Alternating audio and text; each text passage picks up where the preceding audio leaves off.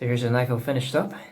I had no choice but to build a new frame for this knife as the original oak handle was literally rotting away. The footage you have just seen is actually 5 months ago, and the golden luster of raw copper is all blotched up with dirty patina, which I don't really mind. If you want to have uniform rustic orange patina, the copper must be kept dry and free of contamination for quite some time, which is difficult to do if you regularly shave with it. And this is the only knife I shave with every week or so. It is a simple friction folder, simply retained by a tapered pin, 304 stainless steel. To disassemble, you just tap the pin with a mallet.